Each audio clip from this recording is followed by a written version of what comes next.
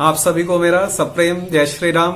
स्वागत है आप सबका हम सब के YouTube चैनल इंस्टेंट एस्ट्रो समाधान में।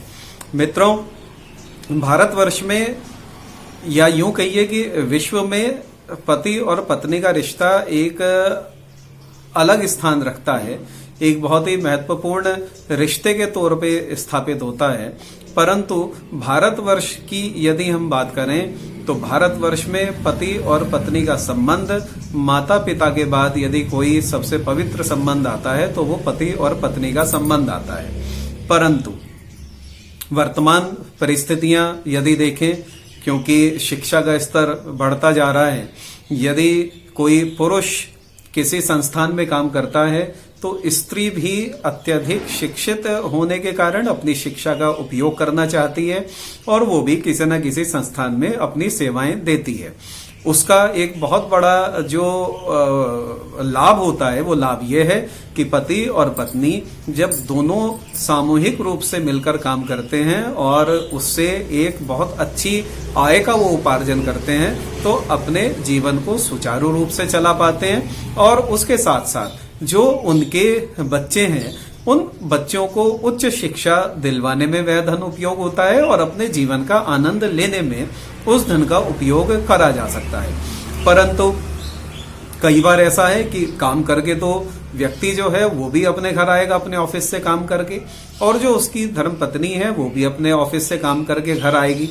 परंतु भारतवर्ष का जो एक पारिवारिक स्वरूप है उसमें हर व्यक्ति की यह इच्छा होती है कि घर लौटने के बाद भले ही पत्नी कितनी ही थकी हुई हो, परंतु घर लौटने के बाद वो हमारी सेवा भी करे, जो निश्चित रूप से मैं ये कह सकता हूं कि एक असंभव तो नहीं परंतु कठिन काम अवश्य होता है, क्योंकि हर कार्यालय में हर व्यक्ति के अपने कुछ ना कुछ समस्याएं सामने होती हैं, कुछ ना कुछ चुनौतियों का उन्हें नित्य प्रति सामना करना पड़ता है। ऐसी स्थिति में यदि पति अपना आदेश चलाए या ऐसी स्थिति में यदि संयुक्त परिवार है, सास अथवा ससुर वो किसी सेवा की अपेक्षा रखें, तो मेरा मत तो यह कहता है जब दो लोग मिलकर कमा रहे हैं, एक अच्छी आय का उपार्जन कर रहे हैं, तो अपने घर में सेवक रखने चाहिए। अपने घर में सेवक हो जो 24 घंटे के हो, 24 घंटे के ना हो तो कम से कम 12 घंटे के सेवक जरूर होने चाहिए,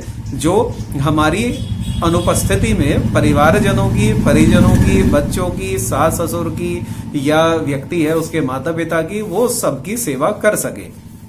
लेकिन हम ये तो चाहते हैं कि धन का उपार्जन तो हो, लेकिन उसे हम खर्च ना करें।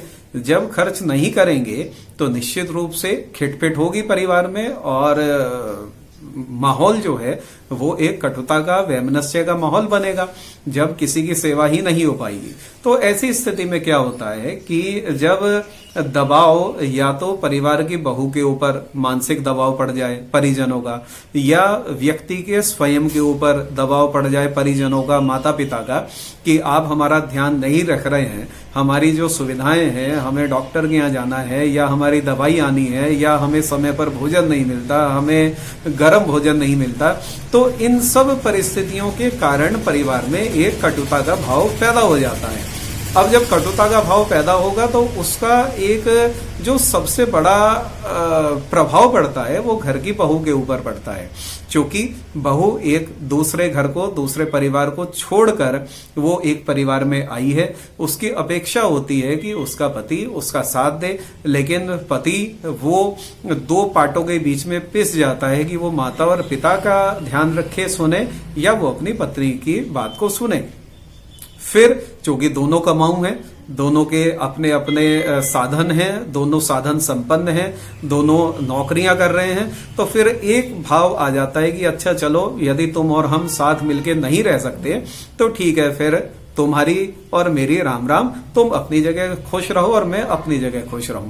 तो जरा सी गलती की वजह से या जरा सी नासमझी की वजह से यदि परिवार टूटने की कगार पर पहुंच जाता हो, यदि ऐसा होता हो कि हम संभाल तो सकते हैं, हम मन से तो चाह रहे हैं कि हमारा परिवार बचा रहे, लेकिन परिस्थितियां परिवार को बचाने में सहायक सिद्ध नहीं हो रही हैं, तो ऐसी स्थिति में हम श्री रामचरितमानस का सहारा यदि लें तो निश्चित रूप से मैं आप लोगों से यह वायदा कर सकता हूं कि ऐसी परिस्थिति से जो भी लोग ऐसी परिस्थिति से जूझ रहे हों वो इनसे बाहर अवश्य अवश्य अवश्य ही निकलेंगे। तो जो भी इस वीडियो को देख रहे हैं और इन समस्याओं से ग्रस्त हैं, मेरे निवेदन को स्वीकार करें और श्री रामचरितमानस को एक बार फिर बहुत सम्मान के साथ आप लोग अपने हाथों में उठाएं, श्री रामचरितमानस को प्रणाम करें। श्री रामचरितमानस का अयोध्या कांड उसका 97वां दोहा यानी कि 97वां दोहा 97 दोहा और इसकी 5वीं और 6ठी चौपाई। ये चौपाई मैं आपको बताता हूं। प्रभु करुणा में परम विवेकी, तनु तजी रहती छाह किमि छेकी, प्रभा जाई कह भानु बिहाई, कह चंद्रिका चंदु तजी जाई। मैं इसे रिपीट कर देता हूं।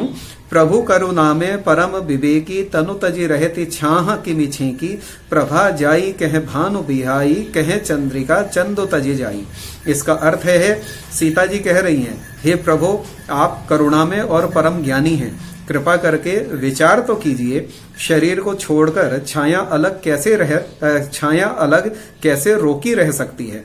सूर्य की प्रभा सूर्य को छोड़कर कहाँ जा सकती है और चांदनी चंद्रमा को त्याग कर कहां जा सकती है। आप इसके भाव को समझें कि सूर्य की प्रभा जिस प्रकार से सूर्य को छोड़कर कहीं नहीं जा सकती, चंद्रमा की चांदनी जिस प्रकार चंद्रमा को छोड़कर कहीं नहीं जा सकती, उसी प्रकार एक पत्नी अपने पति को छोड़कर और एक पति अपनी पत्नी को छोड़कर कहीं नहीं जा सकता है। तो इतना सुंदर भाव है इस चौपाई का। तो मेरा निवेदन, जो भी व्यक्ति इस प्रकार की समस्याओं से दो चार हो रहे हों, जिनका परिवार एक ऐसे स्टेज पर आ गया है कि परिवार टूटने की तरफ बढ़ चला है, आप लोग मेरे निवेदन को स्वीकार करें और श्री रामचरितमानस का सहारा लें। निश्चित रूप से आपका टूटता हुआ परिवार बच जाएगा।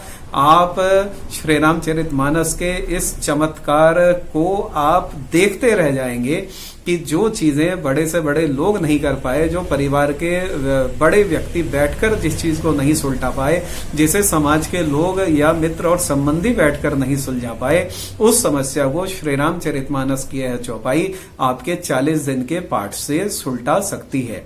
इसका नियम मेरी पूर्व की वीडियो के अनुसार ही रहेगा। आपको प्रारंभ में 40 दिन का संकल्प तो लेना ही है। 40 दिन के संकल्प में आप 1 माला, 3 माला, 6 माला या 9 माला, ये तो आपको संकल्प लेना होगा। तो प्रारंभ के 40 दिन तो संकल्प के आधार पर आप पाठ करेंगे। जितनी माला पहले दिन करेंगे, प्रारंभ में 40 दिन तक तो उतनी ही माला आपको अंतिम दिन तक करनी होगी। और 40 दिन के बाद फिर आप अपनी सुविधानुसार और समयानुसार आप उस चौपाई के पाठ को करते रहे।